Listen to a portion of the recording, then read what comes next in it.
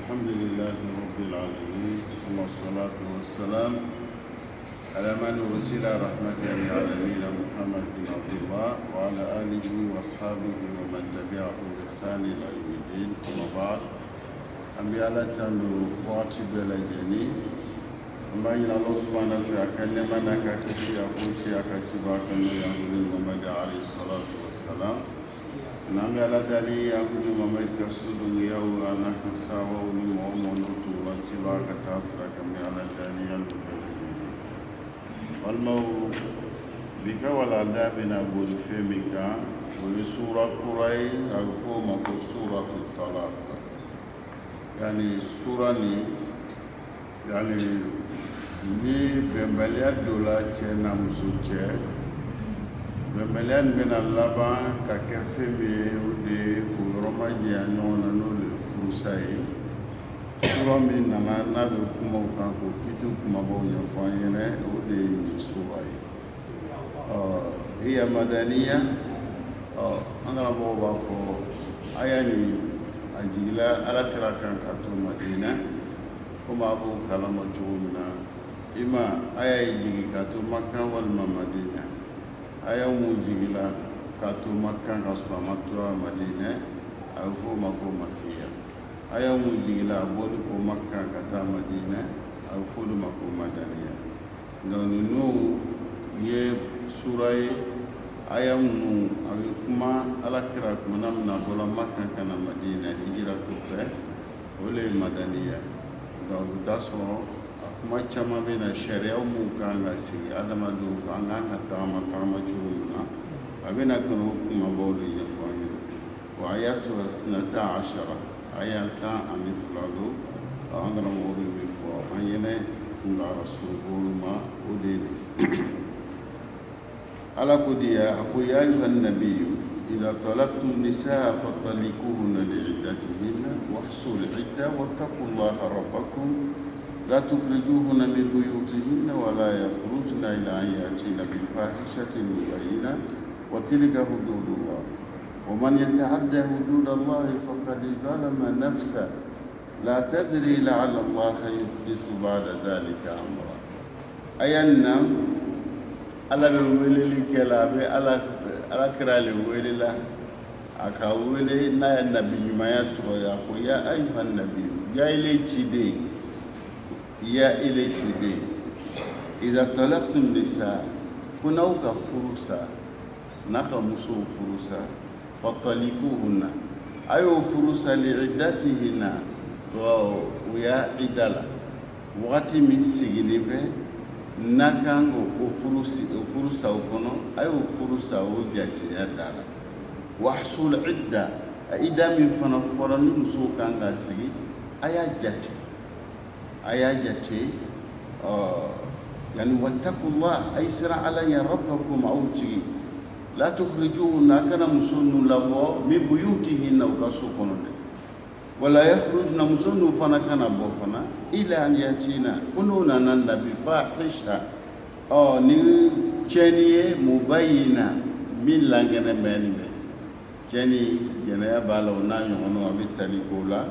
أنو نانا نو يوي usoro ka bo abisi ko bo ka sokono mais no mana no ka kano bo watilika ako kuma be falaw yene ni hududullah alaka daun ka sharia wudu ay musigi awe o man yataadda hududallah ni ma mi ni le kala ka dansaw aka dami sigi ni le temena o kan faqad zalama nafsahu ko tigi ka yere kuntuyo la tadri aw tadro la'alla allah yuhdisu ba'da dhalika amra dan mun sigila aw bolo ni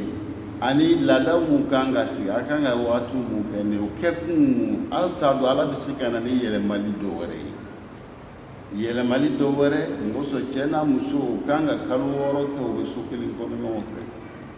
yayi kalo 6 ni o ye baara kɛ ni ala ta ye o kan ka kalo 6 ɲɔgɔn kɛ o kalo 6 min bɛ kɛ o ni ɲɔgɔn cɛ nin ye o kalo 6 nin ala bɛ se ka yɛlɛma caman de don olu ka ko la k'o to ɲɔgɔn ka so kɔnɔ donc an karamɔgɔw bɛ min fɔ an ɲɛna komi kuma bɛna sama ni ne ye aya kumabaw ye an bɛna min la o cogo kan ala be kuma na yani yorondina ni ka corona fle kuma ngara mo ba fo anyene anga dine la be ta ko dama ne ke adinu aqa'i adinu ibadat adinu ma'rifatullah wa ma'rifatu bi amrihi yani sharia mi dila amma abe talike kumuna angolo fo anyene yani ala yere kelemandia anga sharia abe kuma femika abe kuma ala yere kanga batu chuguti ala batu chugoya anga ala batu chuguti sharia abe kuma femika Qur'an jigila abe kuma mu feka nyashi fe mu mawdoli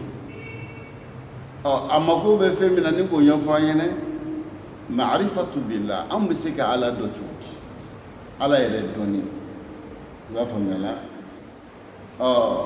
ani wa ma'rifatu bi amrihi nanga ala do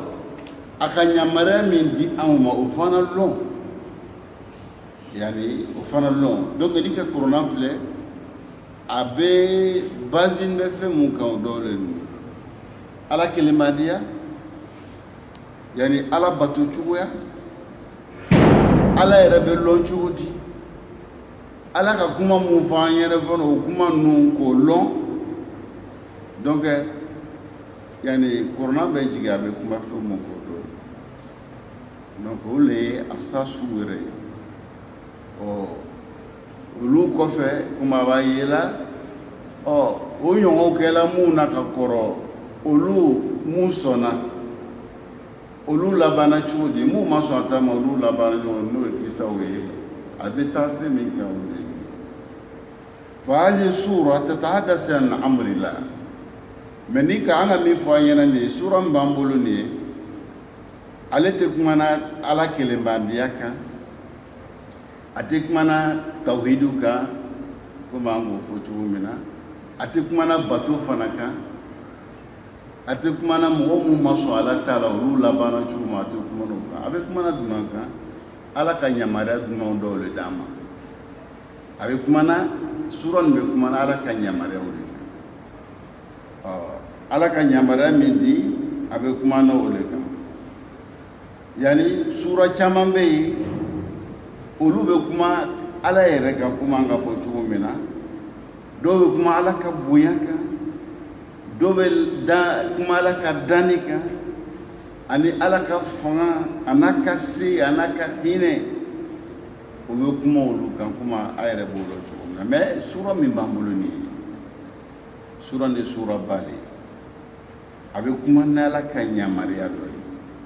idan fa anta bil qawli ta'rifu am be fega ala do ame ala do ibe nyena maya min kono ibe ala do nore ame nyena maya min kono ni nambe fega ala do ame ala do ni nyena maya ni mi amba ko ni ka flelike femu bi sanfɛ femu bi duguma femu bi kɛrɛfɛ ani le yɛrɛ dancogo ani bɛ dani fɛn wɛrɛ mun yɛlɛ i bɛ ala dɔn n'o ye ala bɛ lɔn n'a y'a dani de an bɛ ɲɛnamaya mun kɔnɔ dani mun bɛ yen n'i y'o filɛ i bɛ ala dɔn k'a fɔ ko ala de ka nin kɛ ala de ka nin dan dɔn masa min don i b'a lɔn n'o ka bɛn o ma an karamɔgɔw bɛ min fɔ an ɲɛna o dɔ ye إذن على بلو بالقول وبأمره تعبده أما بطنا يا مريالي أما بطو بأمره نكوني كي أمو كي أيني توي أمو توي بفهم بلا ولو كسون كون شرا منا أمسيجي ni شرا كو أيني كي أماكي نكو أيني توي أمو توي بفهم بلا donc sharia le ba fay ni ke parce que amru minhu donc anu be ala batu naka nyamariya ni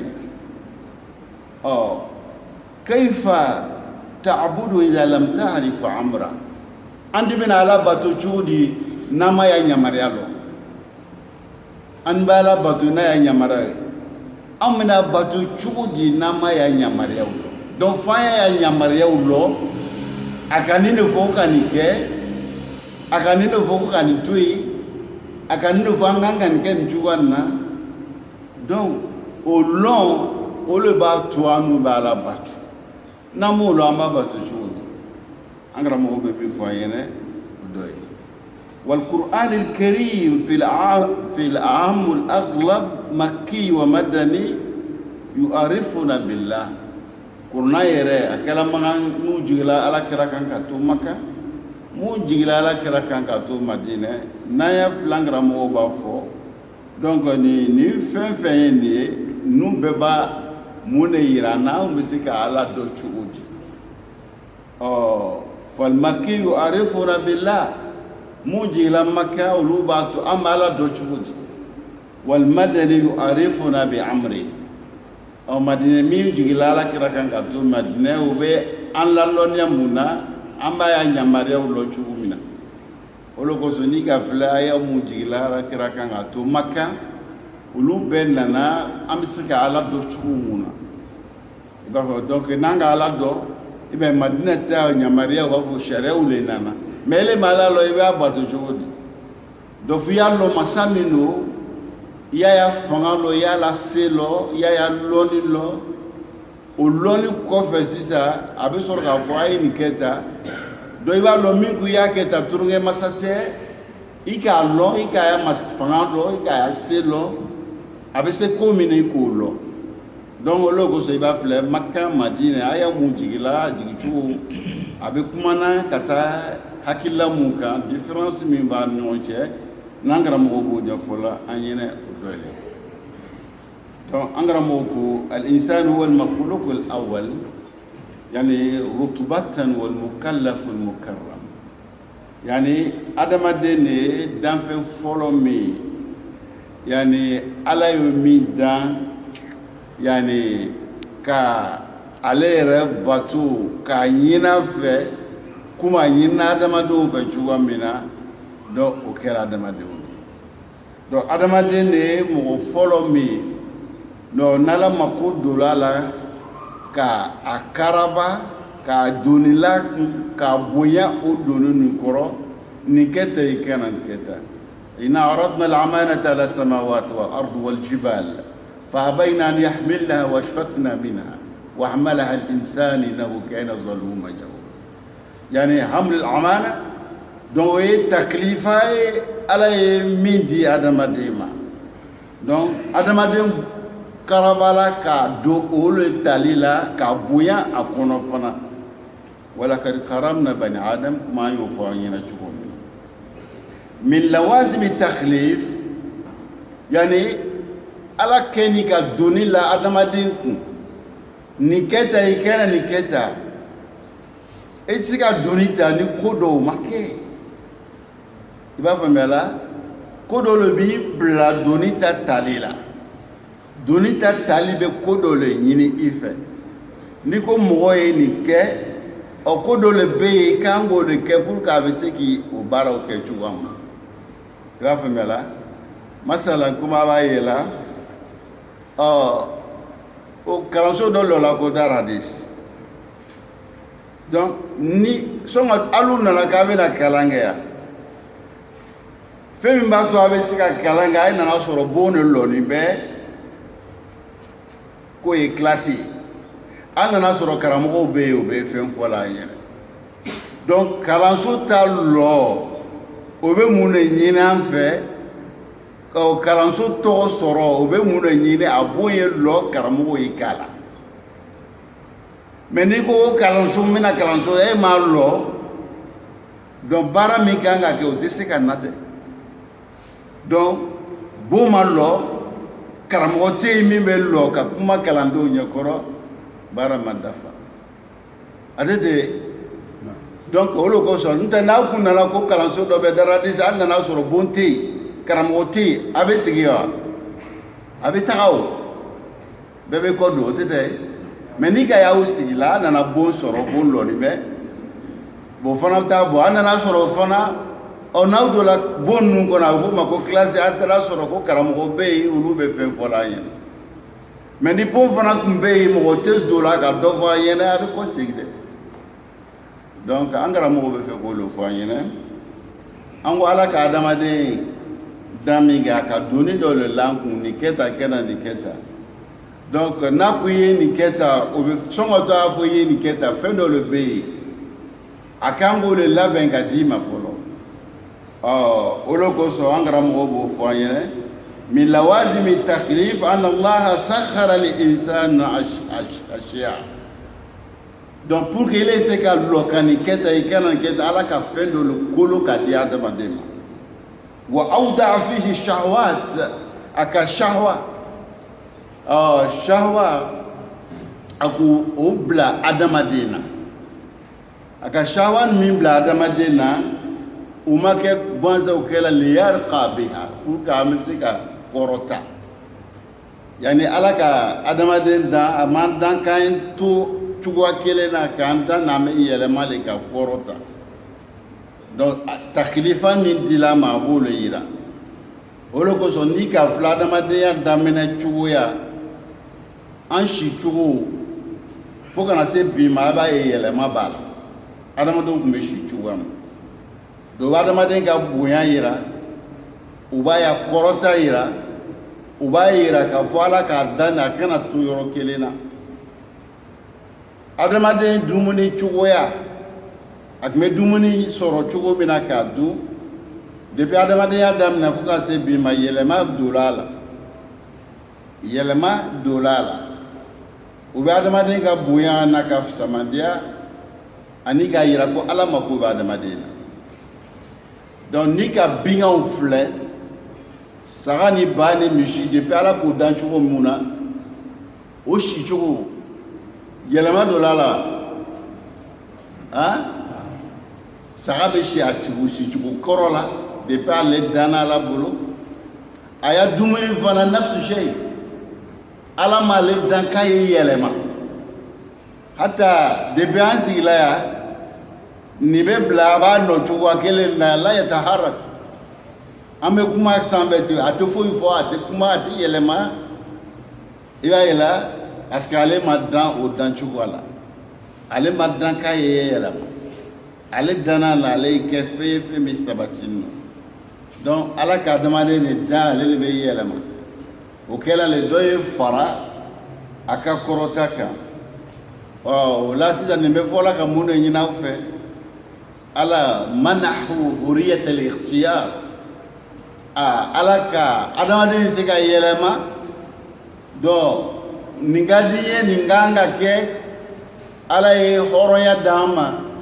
ibe femi ke min ki dia olo goso dans affaire sigini bene odo sigila ki symphony do ki symphony adete odo ko bolo kuru do ko bolo phony donc ele be ko ke ale o l'ikhtiyar ibe se gani ke waira ele te ko mi yirin bingaw ko horoya tu bolo la horoya bile bolo ala yo dima ko mangara mo ko fo chuwamina do ay fana wa wahabahu al-aql ay akli fana ayo di adama dema o make foyi kama li yakuna adatan li ma'rifati Allah do hakili ne ba to ale fene bi se ka ala don femi hakili fene ale dili ma buke bi se ka ala donole angara mo be mi fola nyene ka beni ma bi se ka ala lo ni hakili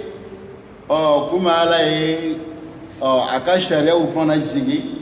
an bɛ se k'a ya sharia lɔ a lɔn n'a ka sharia ye donc corona min b'an bolo o le sharia ye sharia min n'o dila adamaden ma idan dan Allah khalaqana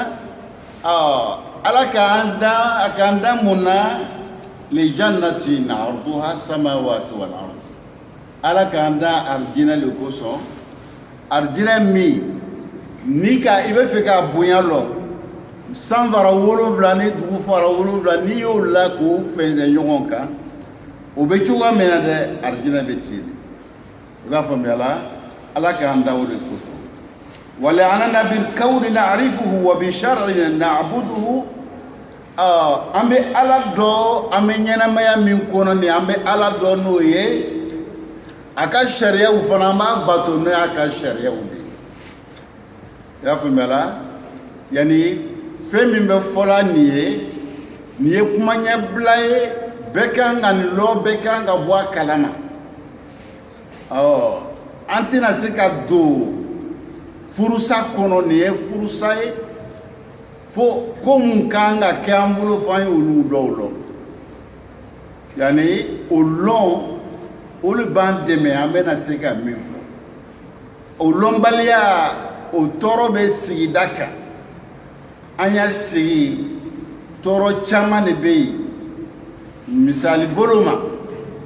amba mena ya mo korobo la kuma be ko mi so manga fawo o be mun ne fola am be furudu mande sigi furu sablongo ibayela kulu be furu o be furu siri bulo o be siga kono me furu sala no yo kuma fo ma sharia kuma fo malaka kuma fo iba fo mela ala min ka kwa yin furu ke o ala kele le fana ko ni toyoni be ni toro be musoka ni toro be digu be musoka a toyoni no a toro ni no digu blan baka boda ala ka boda damade ni muso che fana toro la beleya baka digu baka toyoni baka ka bo muso fe ka yeshama donc boda beide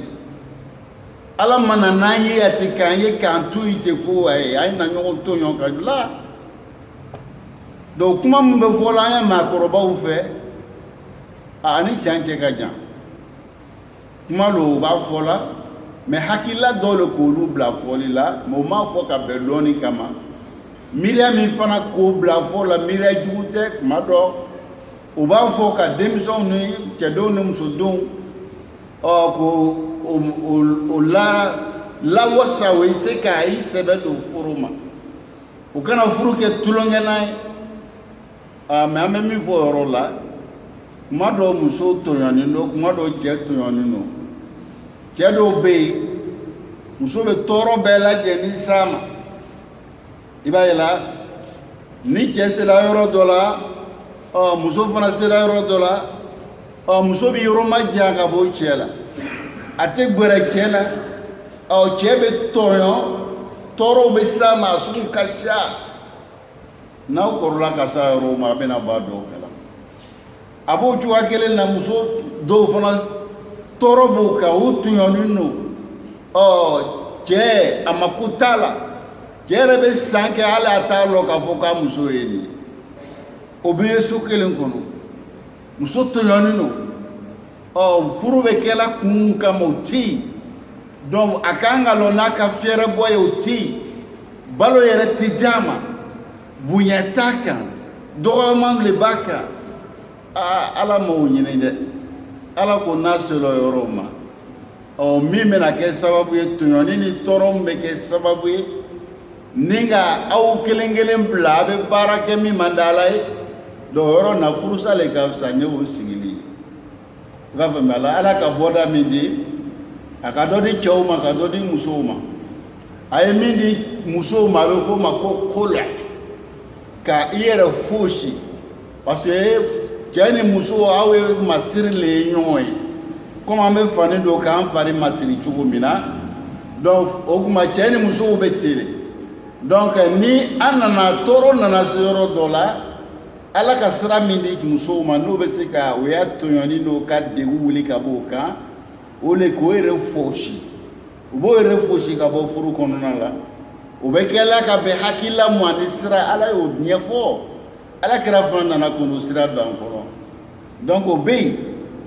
ni gbele fana bola cheta côté la ko muso be ka toro muso be ka tonyo muso be ka de wu be laka ala fana e boda do de muso chema o eduma e wele talak kolo be muso bolo talak be che bolo donc ala e beson ka beta dima bekangi talo ke o ganga lo ni ne foshili islamaya konala muso fana kanga lo ni ne furusa islamaya konala je ya kutu kanga lo muso fana ya kutu fana kanga lo am bekanga bo kalama no kela jalakili babe dabla no kela toyoni be dabla no kela degumi banga sigila be boy na ya lo ka baraka kechu wala ka kɔn furu ɲɛ balimaya dɔ le bɛ yen an ye ɲɔgɔn balimaya ka kɔn furu ɲɛ kuluna min adam wa hawa an bɛɛ lasili an fa adama n'an ba hawa le donc anw de ye balimaw ye furu nana sira la donc ni furu nana ni degun dɔ nana o degun kana kɛ sababu ye balimaya min bɛ yen ka kɔn furu ɲɛ o balimaya ye bɔ ye i b'a faamuya la donc silamɛya y'a laɲini de nin ye donc o de kosɔn donc an kan ka bɔ nin kalama an bɛ kumana sariya min kan o sariya tigi an kan k'o lɔn a bɛ lɔn an bɛ fɛn min kɔnɔ nin ɲɛnamaya min kɔnɔ o b'a to ala min ko an ye nin kɛ tan ala min ko an kana nin kɛ tan donc an b'a lɔn ko tulonkɛ masa tɛ an karamɔgɔ bɛ min fɔ an ɲɛna ka bɛn ni ma o dɔ ye an bɛ ala dali hakili ɲuman k'o d'a ma hakili ɲuman bɛ se ka to an bɛ nun kɔrɔsi cogo min na ya rabbi ala m'o kɛra idan ala k'an dan a mako b'an na m'an ye k'an to yen ten gansan a k'an dan kun dɔ le kama o kun pour que o bɛ se ka latigɛ ko ɲuman na a ka shahwa bila an na ni diyanan ko fɛn min bɛ muharrik shahwa le ye muharrik komi motɛri fɛn dɔ don ale bi i lamaga i y'a ye ni mobili ka mobili karakasu kɛ ka ɲa mais motɛri t'a kɔnɔ a tɛ lamaga n'a ma lamaga a tɛ taga o i b'a faamuya la donc ala ka fɛn dɔ le bila olu b'a to an bɛ lamagali nin o le b'i bila o la ala m'o kɛ gansan a k'o kɛ ka bɛn fɛn dɔw le kama an karamɔgɔw bɛ min fɔ an ɲɛna ka bɛn n'i ma o dɔ ye o shahwa nin kɛla pour que an ye se ka ala ko ɲuman lɔn o ye kelen walima an ye kɛ sabaribaga ye ima nakuna shakirin aw sabirin ila rabbil ardi was samawat an bɛ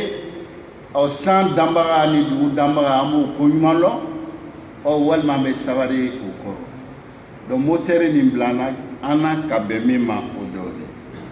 donc motɛri nin yani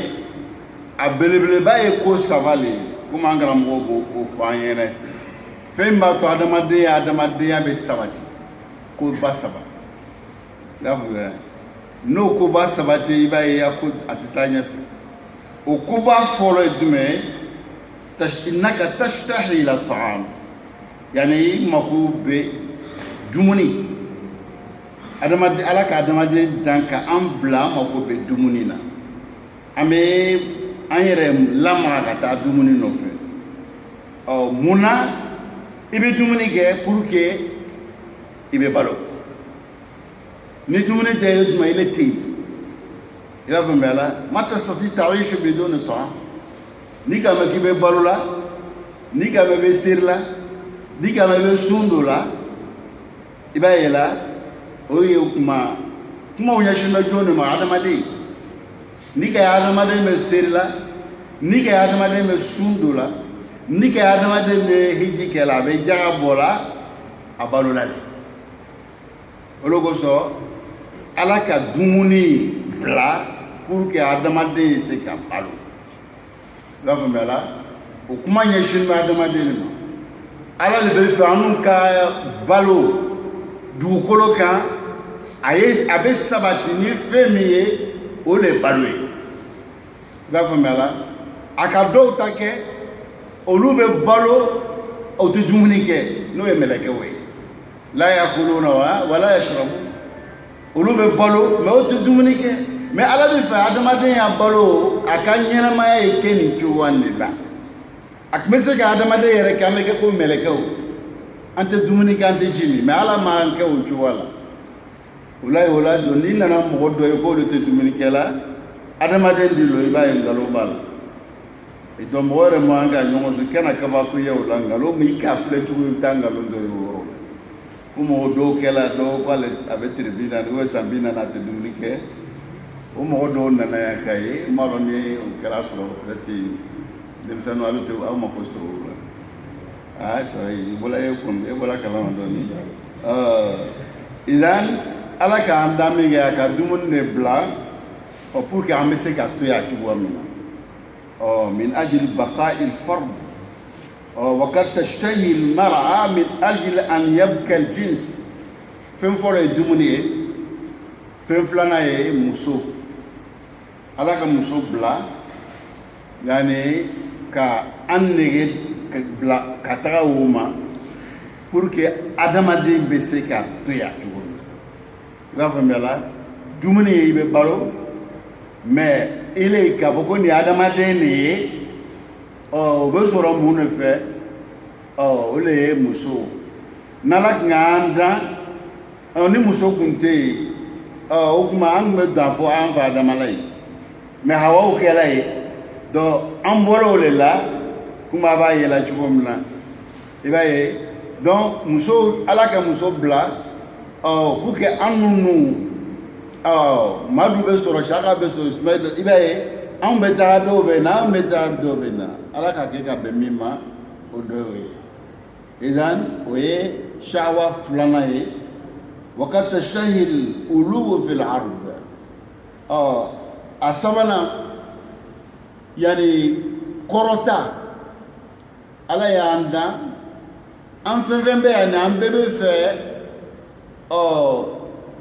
n'an bɔra yan an nɔ ye to yan o ka di bɛɛ ye mɔgɔ si t'a fɛ i bɔra yen i le tunu la i b'a faamuya la n'i bɔra yen i bɛ fɛ i tɔgɔ ye to yan i ya baara ye to yan i nɔ ye to yan donc ala k'o fana o shahawa k'o don adamaden bɛɛ lajɛlen na idan an karamɔgɔw bɛ min fɔ an ɲɛna fɛn saba min n'olu bɛ kɛ sababu ye ka adamaden ka adamadenya sabati o le ninnu ye an bɛ ala dali ne n'aw ka hakili ɲuman d'a ma an bɛ se ka n'u kɔlɔsi cogo min na ya rabbi ala m'o kɛra idan بعد ذلك بين الله سبحانه وتعالى وبين نبينا عليه الصلاة والسلام من خلال فهمه لكتاب الله كيف نكسب الرزق كيف يكون الطعام طيبا وكيف يكون الكسب الحلال كيف يكون الكسب المشروع donc nous bɛɛ kɔfɛ sisan an bɛ fɛ ka min fɔ an ɲɛna ala o kɔfɛ ala kira alayhi salatu wassalam donc ale ye fɛn fɔ an ɲɛna a ye min faamu ala ka kumakan na n'o ye kuranɛ ye anw ka kan k'an balo ɲini cogo di anw ka kan k'an balo saniya cogo di i b'a faamuya la atibu mat'amaka tustajabu da'watak donc i ya balo saniya i ka dugawu bɛ minɛ donc halala dun donc ala kira nana ka na nu bange komi ala y'o ɲɛfɔ an ɲɛna cogo min na wa min khilali ayati nisa kayfa tatazawwaj donc ni ka aya mun jigila suratu nisa an bɛ furu kɛ cogo di an bɛ furu sa cogo di donc nu bɛɛ lajɛlen ɲɛfɔla an ɲɛna idan an karamɔgɔw bɛ min fɔ an ɲɛna o dɔ le donc nu fɔ kun sisan a b'a lɔn k'a fɔ ko jaga ala ka adamadenya a man to yen gansan a k'an bonya donc an ya bonya o daminɛna o sɔrɔla jɔn fɛ min b'anw ɲɛfɛ ninnu bɛɛ fɔra an ɲɛna pour que ala kana taga an minɛ an ye se ka fɔn a ka nɛɛma la a ye nin siraw bɛɛ lajɛlen don an kɔrɔ o kɔrɔ de sa ala k'an bonya ala ka a mako don an na mais an ya bonya sɔrɔla jɔn fɛ ala kira alayhi salatu wassalam anw bɛ bonya min sɔrɔla an b'a sɔrɔla ala kira le nɔfɛ pour que a bɛ se k'o bonya lɔ sura daminɛna ni o ye li karamati nabiyyi ala Allah lam yukhatibuhu bi ismihi bal khatabahu bi maqami nubuwa aw bi maqami risala donc ala kira ka bonya ala fɛ yen pour que an y'a lɔn k'a fɔ min nana anw ma a bɛna kuma min fɔ anw ɲɛna mɔgɔ denni tɛ mɔgɔ b'a don ala yɔrɔ ala yɛrɛ bɛ kuma fɛ a ma sɔn k'a tɔgɔ wele donc jara ala kira ye mɔgɔ ba don ala yɔrɔ ala ka bonya n'ala ka bonya o mɔgɔ ba n'o nana ka na kuma don anw senkɔrɔ ni le ma baara kɛ n'o ye i jalaki tɛ saya la ba y'a dɔrɔn sɔrɔ ala ka mɔgɔ min bonya k'o ci ka na anw ma a ye nin kɛ tan aw kana nin kɛ tan aw m'aw mako don o la an m'a sɛbɛn don o la an m'o ɲɛɲini ka ɲa est-ce que an jo bɛ saya la han est-ce que a bɛ ɲɛ kuma faamuya la han ala yɛrɛ ka mɔgɔ min bonya hata a tɔgɔ ye Muhamɛdi ala m'a wele a tɔgɔ la n'o ye bonya da ye Muhamɛdi huwa basharun ya'kulu wa yashrab kama na'kulu wa nashrab a bɛ dumuni kɛ komi an bɛ dumuni kɛ cogo min na a bɛ ji min komi a bɛ ji min yamshi fil aswaq taa lɔgɔ la a mako bɛ lɔgɔ la u y'a faamuya la maazali ala k'o bonya k'a ci kana fɔ ele yɛrɛ nin kɛ tan kana nin kɛ tan ni le ma sɔn kumakan ma i min mako don o ma i k'o bonya ala min k'a bonya ala yɛrɛ k'a bonya ele k'a dɔgɔya parce que i ma sɔn kumakan ma donc اليوم أنا بيميناني ما أكثر متمسلمو نايرة كإسلام يقولوا شالك أبو ليلا والمسلمون قيل إسلامو يركضوا ولو سيبا يلا أنغاشا أو لا نستطيع نحرك سكننا أنت سكفوا يلا parce que mi ganga an dɛmɛ an kan ka fanga sɔrɔ min sababu la an ma mako don o la komi aw yɛrɛ b'a yɛlɛ cogo min na cɛ jori-jori le muso jori-jori le bɛ yen furusa kuma mun bɛ fɔ la furusa yɛrɛ kan ka kɛ cogo mun na an mako si t'a la misali bolo ma pour que an bɛ se ka yɔrɔ tɔgɔ faamu ala ko at-talaqu marratan ko furusa ye furusa ko fila cɛ bɛɛ bɛ furusa ko fila de mara mais e bɛ cɛ dɔw ye o ko musow bila a ka ca ni siɲɛ 10 ye a ka ca ni siɲɛ 10 ye ala ko fila e ka i ta bila a ka ca ni 10 ye donc a ka min ci ka na e ma ale yɛrɛ k'o bonya ka kuma min don o kɔrɔ est ce que e ka o bonya i k'i mako don o la wa o ye misali ye komi kuma bɛna s'a ma dɔ baara bɛ yen donc n'u ye kuma ɲɛbilaw ye bɛɛ kan ka bɔ a kalama an kan k'an sɛbɛ don a ɲɛɲini ma an kan ka taga ɲɛfɔ fana an faw n'an balimaw an kan k'a lase olu ma degun bɛ yen silamɛya tɛ taga nin cogoya nin na ala fana laɲini tɛ anw fɛ nin cogoya nin na ka mɔgɔ ci ka na an ma ale yɛrɛ k'o tigi bonya an bɛna k'o dɔgɔya aw yɛrɛ y'a filɛ sisan ni e ye mɔgɔ ci ka taga yɔrɔ la n'o k'a bonya o k'ile le bonya kɛ n'o k'a dɔgɔya e le dɔgɔyala ale tɛ e min k'a ci dɔgɔya o k'ile le dɔgɔya a tɛ ten donc alakira alayhi salatu wasalam min cila ka na anw ma n'anw y'o dɔgɔya an m'a kumakan lamɛn a di k'a ɲɛnamaya bɛɛ kɛ anw de kosɔn a k'a sɛgɛn bɛɛ minɛ anw de kosɔn n delila k'a fɔ an bɛ nazara tile min na nin ye n'i bɛ baara la farajɛw fɛ n'i sera san 55 u b'a fɔ k'i bɛ taa retraite la donc sisan k'u ka dɔ fara kan ka kɛ 60 n m'a dɔn n'o ye yɔrɔ bɛɛ ye mais an kɔni tun bɛ min dɔn o le 70 a bɛ se ka 60 fana n'i sera san 55 walima san 60 i kan ka taa retraite la o tɛ retraite ko de qui segala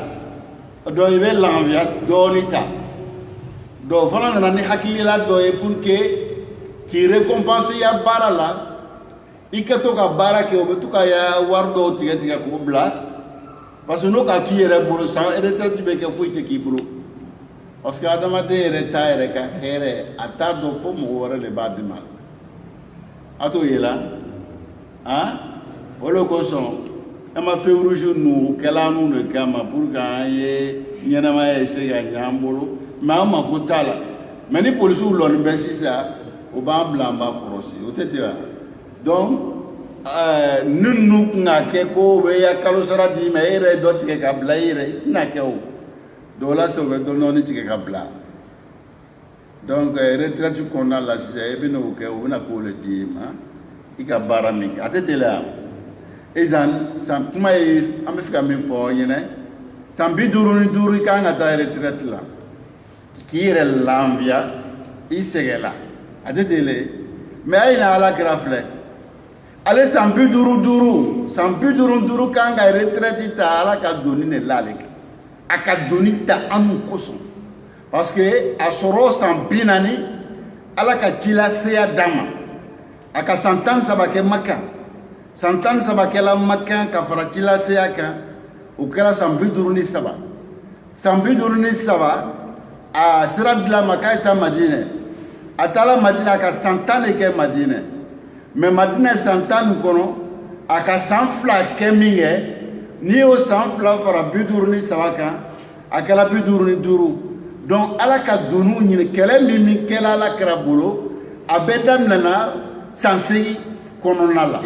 bada sanatain min hijrati min makkah ila al madina aboni makan kana madina sanfla kono nala donc kelen mun bɛ ɲini la fɛ o kelen kɔnɔna la ka waati min k'o kɔfɛ o de ye san segin a ka gwɛlɛya nin bɛɛ minɛ san segin anw de kosɔn ka bɔ Makan ka taa Madina kilo 500 hakɛya la ka bɔ Madina ka taa Tabu ka bɔ Madina a yɔrɔ dɔw kilo 600 kilo 800 olu kama mobili tɛ yen avion tɛ yen a bɛɛ tun bɛ kɛ sen na fundeni fundeni ko dano i b'a faamuya la donc olu k'o sɛgɛn minɛ o cogo la san segin nin kɔnɔ donc nin bɛɛ minɛna ale kan ka retraite ta wagati min na ka lafiya ala ka doni la kan doni min lala kan a k'o ta anw de kosɔn wa kana bil mu'minina rahima donc o hinɛ ani o rafa ala ye ale lamɔ n'o min ye a ye nin gɛlɛya bɛɛ minɛ anw kosɔn ka na fɔ an ɲɛna a ye tɛmɛ ta a kana tɛmɛ ta bilahi aleykum n'aw ma sɔn ka baara kɛ o kumakan na an jo bɛ saya la baara bɛ yen donc an kan ka alakira bonya komi ala yɛrɛ y'a bonya cogo min na donc ala ka bonya kosɔn an m'a tɔgɔ fɔ ni ala sɔnna ma inshallah sini donc ala ka wele cogo mun na an bɛna baro kɛ o kan ka sini don an si kɔnɔ yɔrɔ bɛɛ la mun kɛla nin ye kuma ɲɛbilaw ye yanni ninnu lɔn a tɛ n'u ye kitabu kɔnɔ ka caya karamɔgɔw fana tɛ baro kɛ n'u ye an ɲɛkɔrɔ ka caya mais ninnu de bɛ hakili di mɔgɔ ma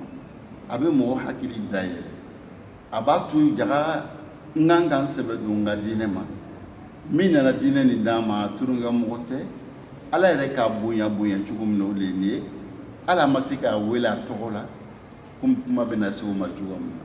na o b'a yira an na an man ka turon k'o kumakan na an bɛ furu kɛra batolu furusa fana ye bato ye